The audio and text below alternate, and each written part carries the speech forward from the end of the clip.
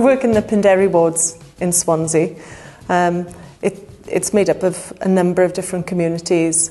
When I started work here, I was asked to really listen hard to what the need was in the area. And when I discussed it with a number of the providers, some of them said there was too much duplication going on and people weren't making best use of the assets in the area. It was quite notable that because it's an area of such high deprivation, there are a lot of community development workers employed in different areas, from family projects to community projects. We started what we called the Penderi Provider Planning Forum. It's extended now to involve social services, a lot of environmental organisations, the health sector.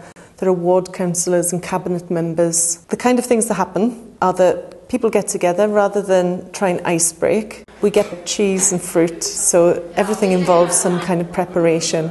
And during that time, they network. I like the format of working with Victoria, where everybody does lunch together. You know, it's something that's very informal, where people can just chat, you know, at ease and get our deals done, so to speak, you know, which isn't the norm in usual sort of council meetings. So the format in itself, I think, works for everybody because it's very friendly atmosphere. In fact, at the meeting today, Cabinet Member for Tackling Poverty walked in and suggested that perhaps this is something that we should roll out across the way and mainstream it in that way, which I think is a real Cynefin win. Through the forums, myself with Communities First and Penland Library have been talking about how we can make the most of people getting onto computer courses. So we're working really well in partnership with, as far as the Get Swansea Online computer classes. We had access to the provider forum in Penderi through Victoria. We had an initial conversation with her and she suggested that we came along. And we found it really useful, access to lots of organisations who in turn have got access to lots of people. We've been doing an environmental sustainability project for the past year.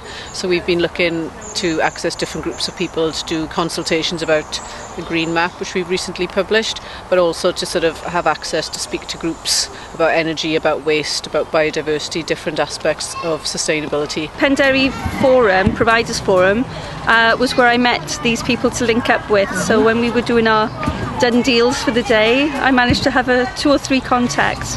As somebody that had just been there for the first time, I wasn't exactly sure who I should nab. But I think I did all right with the couple, and that's coming to fruition. When we're able to come together around a place, it's a really good way of pooling resources, coming up with new ideas, and it's quite an efficient way of working, and you can find out a lot from other people about what they're doing and try and link it in with what we're doing, and you suddenly realise that you've got new aspects to the project that can deliver more. So some of the work that I'm doing with environmental organisations like NRW is to vision the area, to make environmental improvements and enhancements, but also to work with the Gwent and Glamorgan Archaeological Trust to uncover what was in the area before the council built the estate, and to work with transport strategy at the council to look at alternative cycle routes. So this is Penllygare Valley Woods. It's a development trust. It's been operating for a number of years. It's doing a lot of structural work on the site at the moment and trying to turn this into a community woodland. It's received a lot of Heritage Lottery funding, and it's got one of the largest volunteer bases in Wales. Here's the M4 and the old A48 at junction 47, and this is the entrance to Penllygare Valley Woods car park and cafe. Blaen y Maes is in this area, with Blaen y Maes and Portmead coming up to Penlan around here. So the relationship between this area and the woods is a very close one. They neighbour, and while there's a lot of activity in this part of the woods, part of what I've been trying to do, which has been quite challenging, is to try to develop links with organisations here and look at more challenging work with the council on facilities to engage people at this end of the woods. The work that I'm doing at the moment is getting people to think differently about the place.